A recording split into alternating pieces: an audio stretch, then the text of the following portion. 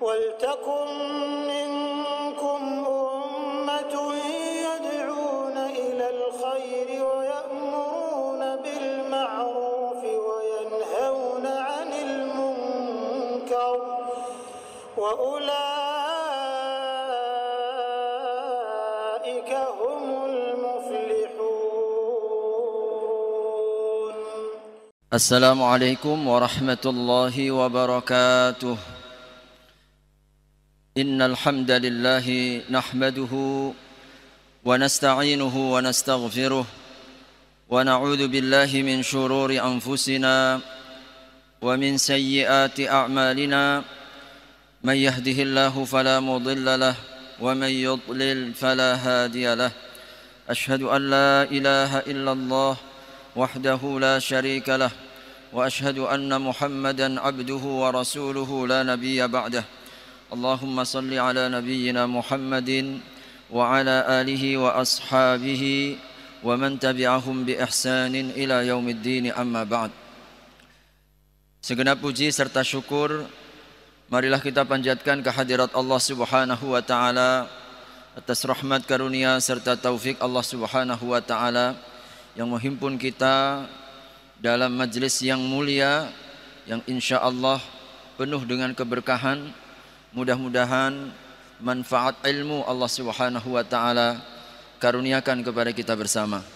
Salam dan salawat tidak lupa mari kita sampaikan kepada Nabi Allah Muhammad sallallahu alaihi wasallam, keluarga, para sahabat serta seluruh umatnya hingga akhir zaman.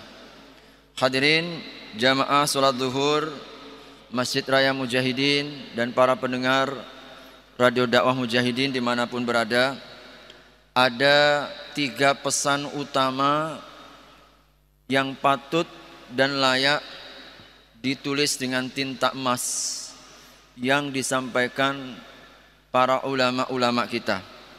Ini dituliskan kembali oleh Ibnu Abi Dunya dalam Kitabul Ikhlasi wan Niyah.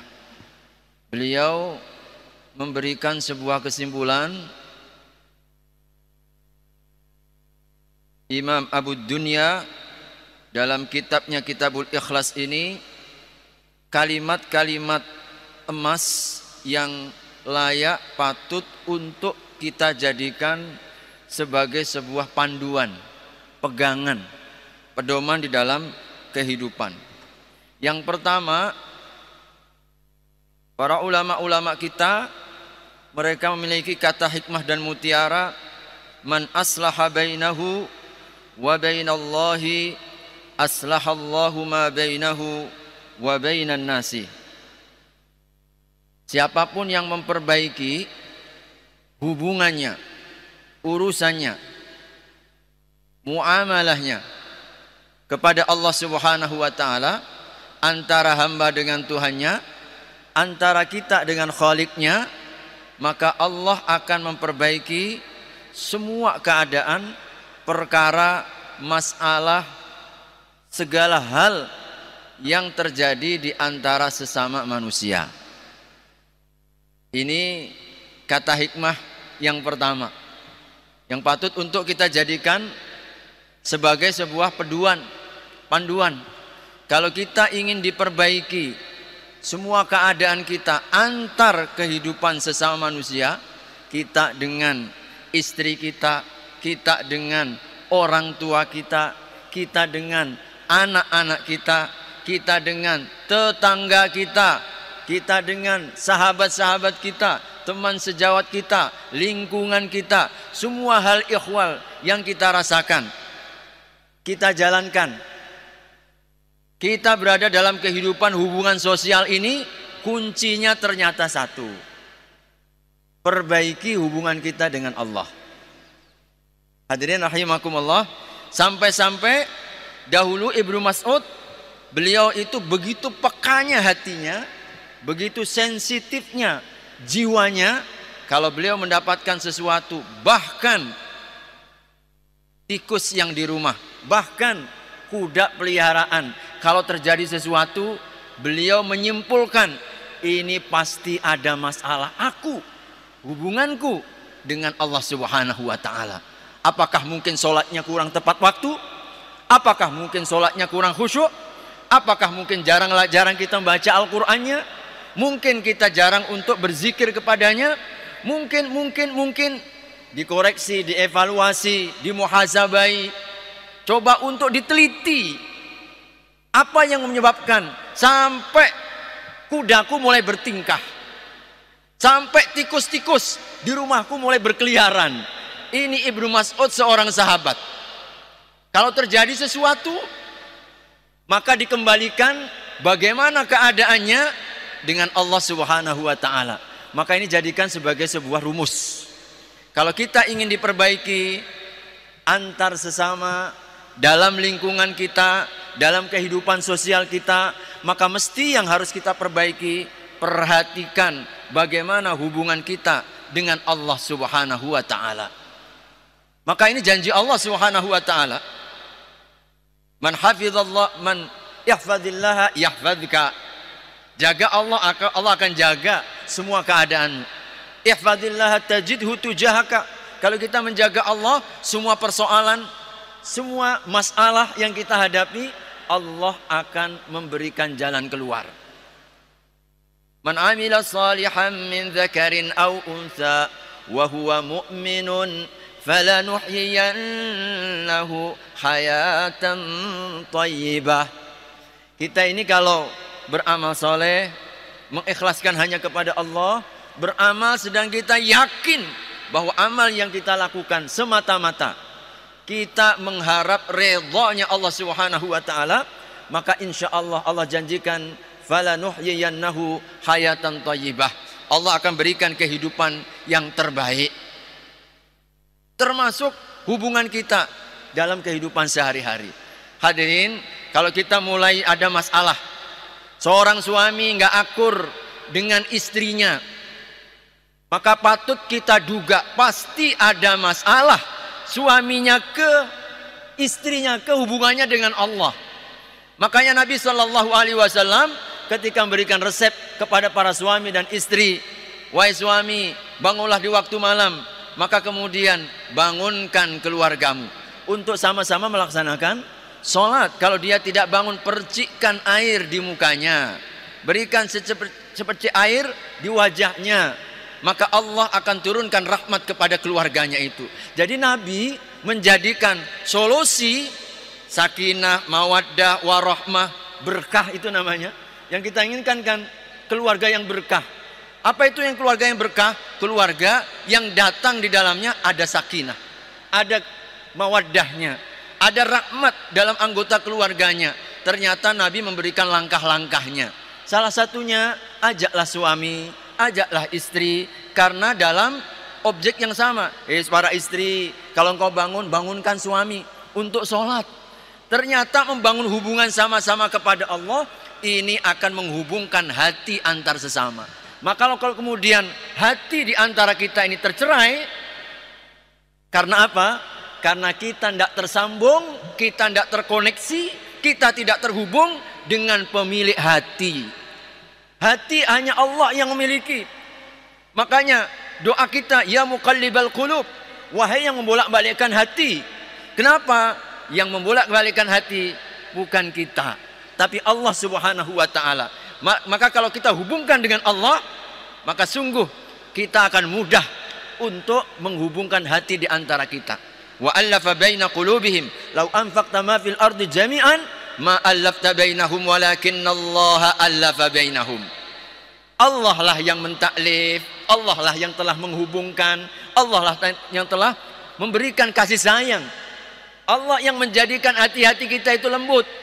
Meskipun engkau punya kekayaan sebanyak bumi dan seisinya, untuk melembutkan hati-hati manusia, Allah katakan kita tidak akan pernah mampu dan sanggup untuk menghubungkannya.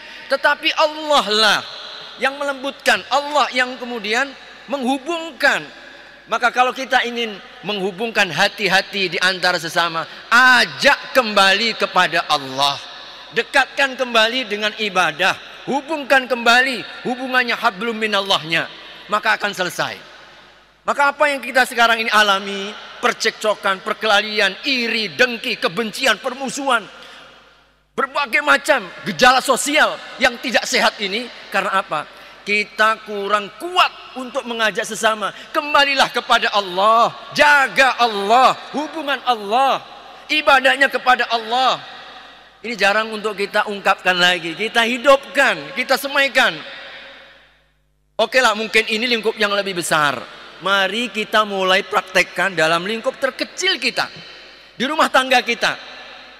Maka mengapa kita harus mesti kemudian mengajak istri kita bangunkan sholat malam, ajarkan anak-anak ketika usia 7 tahun, muru auladakum bis sholati wahum abna'u sab'in wadribuhum wahum abna'u ashrin. Perintahkan, ajakkan, serukan, biasakan kepada anak-anak kalian ketika usia 7 tahun mulai menjaga sholatnya. Tegas sedikit ketika usia 10 tahun. Kenapa? Ini sumber koneksitasnya, simpul hubungan kita. Maka mengapa sekarang seringkali terjadi orang tua kelahi sama anaknya, anak pun durhaka sama orang tuanya. Karena apa? Nggak kita sentuh itu hatinya, nggak kita hubungkan, nggak kita ajak kembali kepada Allah Subhanahu wa Ta'ala. Maka hadirin rahimakumullah, pesan Ibnu Abi Dunya patut untuk menjadi renungan. Man aslaha ma bainahu wa bainallahi aslahallahu ma bainahu wa bainan nas. Siapapun yang menjaga, memperbaiki hubungannya dengan Allah, Allah akan perbaiki seluruh hubungannya dengan sesama, insya Allah. Yang kedua, man aslaha sariratahu aslahallahu alaniyatahu. Barang siapa yang memperbaiki pribadinya, batinnya, rohaninya, mentalnya, ruhnya, jiwanya, Allah akan perbaiki urusan-urusan lahirnya. Masya Allah. Ternyata kunci sumber kebaikan lahiriah kita, entah badan sehat, entah rizki yang melimpah, harta yang berkah, keluarga yang sakinah, anak-anak yang soleh dan solihah. Ini urusan zahir kita. Yang zahir kita itu, yang kita lihat, kita raba, kita rasakan, itu urusan zahiriah kita. Ternyata kuncinya adalah seberapa komitmen kita untuk selalu memperbaiki diri kita. Maka hadirin rahimakumullah, ini menjadi kata kunci. Allah tidak akan pernah merubah keadaan siapapun, satu kaum, satu personal individu hamba Allah Subhanahu wa Ta'ala. Apa yang dia keluhkan? Dia mengeluhkan urusan rezekinya, dia mengeluhkan urusan kesehatannya, dia mengeluhkan urusan keluarganya, dia mengeluhkan ini itu hubungannya dengan ini yang zahir-zahir kita. Maka ternyata kuncinya Allah arahkan. La yughayyiru ma biqaumin hatta yughayyiru ma bi anfusihim. Cek terlebih dahulu bagaimana keadaan hatimu, bagaimana jiwamu, bagaimana mental rohanimu kepada Allah Subhanahu wa Ta'ala. Ataukah kita selama ini hati mulai berpaling, hati tidak lagi bergantung kepada Allah, tidak lagi kita berharap kepada Allah, tidak lagi kita menuju Allah. Hati yang sudah mulai dipalingkan dengan selain Allah. Karena hati kita tidak akan pernah berdusta. Ma ja'alallahu fi qalbaini fi rajulin min qalbain. Dalam surat Al-Ahzab, Allah tidak akan pernah jadikan hati dan jiwa kita itu memiliki dua jiwa, punya hati. Kalau kita mencari redhanya Allah, insya Allah selain Allah tidaklah menjadi sebuah pandangan. Tapi kalau orang memandang selain Allah, Allah tidak lagi menjadi pandangan. Dia tidak mau dimadu hatinya Allah Subhanahu wa Ta'ala. Maka tidak ada lain, perbaiki masalah-masalah batin. Karenanya hadirin rahimakumullah, dari sinilah mengapa kita sangat dianjurkan, ditekankan, didorong untuk memperbanyak amalan-amalan rahasia, untuk menjaga keikhlasan kita, menjaga kebaikan kepribadian kita. Sholatnya yang paling utama setelah sholat fardu, sholat sunnah di rumah. Kenapa dilaksanakan di rumah? Rasul anjurkan untuk di rumah, karena itu lebih akan mengajarkan hati untuk ikhlas. Kenapa satu di antara 7 golongan yang nanti akan mendapatkan perlindungan? Orang yang bersedekah tangan kanannya, tangan kirinya tidak tahu. Sampai tangan kirinya tidak tahu. Untuk menunjukkan apa? Berusahanya dia menjaga amalannya. Seorang pemuda yang berzikir kepada Allah dalam kesendirian, lalu meneteskan air mata. Ini karena keikhlasan. Orang-orang yang selalu fokus, mereka-mereka yang terus berusaha menjaga hati. Maka mengapa Nabi SAW ingatkan, hatimu, sebab itu objek pandangan Allah. Ya, pandangan Allah Subhanahu wa taala. Innallaha la yanzuru ila suwarikum wala ila ajsamikum wala ila amwalikum. Allah tidak pandang rupawan kalian. Allah tidak anggap cantik jelitanya kalian. Wala ila amwalikum, tidak pula harta kekayaan kalian, pangkat jabatan kalian. Allah tidak lihat semuanya itu. Wala ila suwarikum walakin yanzur. Nabi ingatkan, Allah lihat yang menjadi pandangan Allah. Ini yang kita harus serius terus untuk memperbaiki hati-hati kita. Sebab hati inilah yang menjadi kunci. Kalau baik, baik seluruh anggota badan kita. Kalau buruk, buruklah anggota badan kita. Maka hadirin rahimakumullah, betapa besarnya efek kalau hati ini kotor. Meskipun banyak sholat, meskipun banyak ibadah, mungkin dia sholat, dia puasa, dia zakat, dia haji, macam-macam amalan zahiriyah dilakukan, tapi orang itu punya penyakit hasad, iri, dengki, dendam, kebencian yang ada dalam hati. Apa yang Nabi katakan? Takutlah kalian dengan kebencian, takutlah kalian dengan iri dan dengki. Iyyakum wal hasad. Kenapa ya Rasulullah? Fa innal hasada ta'kulul hasanati kama ta'kulun narul hatab. Karena penyakit hati, iri, dengki, kebencian, permusuhan di dalam hati, dendam, kesumat yang ada dalam hati, kata Nabi, akan memakan kebaikan demi kebaikan. Seberapapun banyaknya, sholatnya hilang, puasanya hilang, sedekahnya habis, hajinya berkali-kali habis, umrohnya berkali-kali akan habis. Kenapa? Dimakan oleh penyakit hati, iri, dengki, benci, permusuhan, dan dendam, kesumat. Seberapapun bagusnya, coba hadirin, kalau kita lihat, ada kayu, sebaik apapun itu kayu, kayu jati misalkanlah, paling kuat kata orang. Kalau dimakan kayu bakar, api memakannya, lama-lama habis, bahkan hilang, jadi abu saja. Begitulah gambaran Nabi, amal sebaik apapun, kalau kemudian ada penyakit hati, habis, tidak tersisa. Makanya Rasul sallallahu alaihi wasallam ingatkan, nanti kelak pada hari kiamat ada orang yang jatuh bangkrut, pailit. Dia datang menghadap Allah, bawa amal sholatnya, bawa puasanya, bawa sedekahnya, banyak amalan. Tapi pada saat yang sama dia gunjing ini, dia fitnah ini, dia musuhi ini. Masya Allah, dia zolimi ini. Hampir tidak tersisa. Maka mengapa hadirin rahasianya? Kenapa surat Al-Falaq itu letaknya di akhir? Ini rahasia para ulama. Surat Al-Falaq itu surat nomor 113. Yang penutup surat Al-Falaq itu apa? Wa min syarri hasidin idza hasad. Dan kami berlindung kepadamu ya Allah dari kejahatan, iri, hasad, dengki kepada saudara-saudara kami. Kenapa para ulama katakan? Ini isyarat yang para ulama sampaikan bahwa petunjuk-petunjuk Allah yang tersebar di 114 surat, Al-Fatihah, Al-Baqarah, Ali Imran, An-Nisa, Al-Maidah, Al-A'raf, Al-An'am, terus Al-Anfal, At-Taubah, terus Hud, Yunus, Yusuf, dan seterusnya.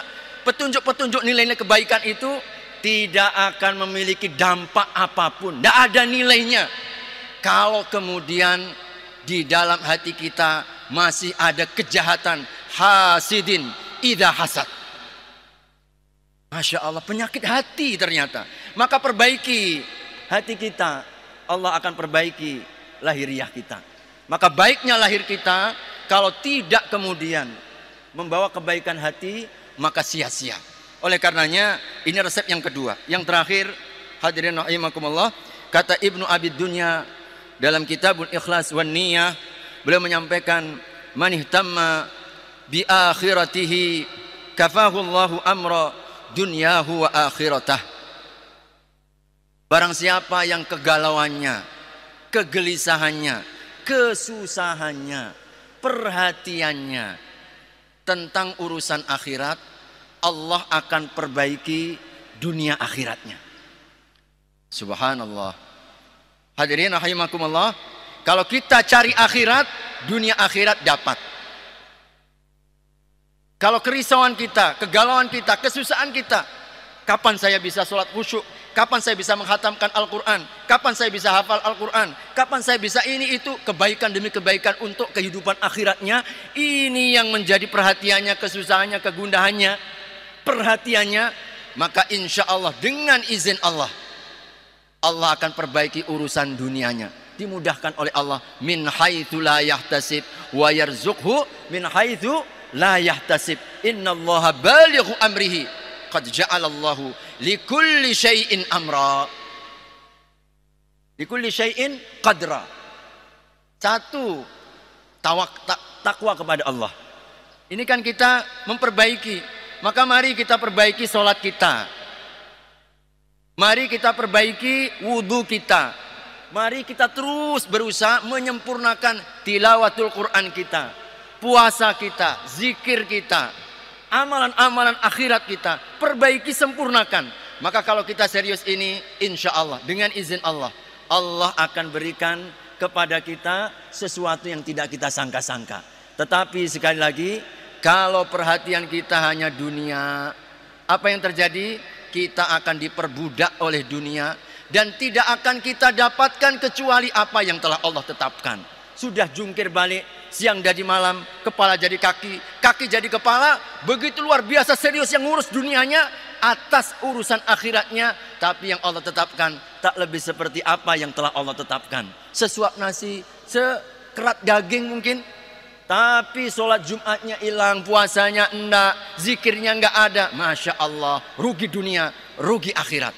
Tetapi ketika kita mulai menapaki, mulai serius, sempurnakan sholat kita, ketepatan waktunya, kekhusyuannya, kualitasnya, nilainya, berjamaahnya. Satu aja ini coba kita perbaiki urusan sholat kita, maka insya Allah kita akan melihat betapa Allah akan perbaiki semua urusan-urusan kita. Urusan kita dengan keluarga kita, anak istri kita, urusan pekerjaan usaha kita, urusan dengan semua apa yang menjadi masalah dalam kehidupan kita ini.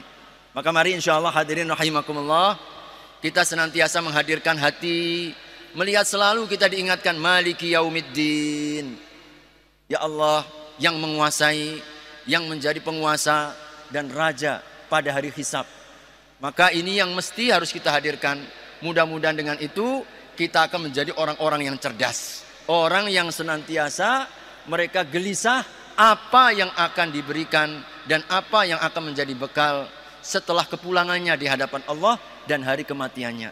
Mudah-mudahan dengan 3 pokok ini Allah Subhanahu wa taala menjadikan keberkahan diberikan kepada kita. Jaga hubungan kita dengan Allah, maka kita akan dijaga hubungan antar sesama. Jaga urusan batin, rohani, dan juga urusan dalam kita, diri kita, maka Allah akan perbaiki seluruh urusan zohir dan lahir kita. Jaga hubungan kita kepada Allah Subhanahu. Jadikan akhirat ini yang selalu menjadi tumpuan, menjadi sebuah objek pandangan kita. Maka insya Allah Allah akan cukupi, Allah akan berikan rizki, dan Allah akan berikan kemudahan demi kemudahan dunia maupun akhirat kita. Barakallahu fikum. Mudah-mudahan menjadi ilmu yang bermanfaat. Allah karuniakan kita untuk dapat mengamalkan, kita camkan, dan kita amalkan dalam kehidupan sehari-hari insyaAllah. Mari kita sempurnakan dengan doa kafaratul majlis. Subhanakallahumma wa bihamdika asyhadu an la ilaha illa anta astaghfiruka wa atubu ilaik. Wassalamualaikum warahmatullahi wabarakatuh.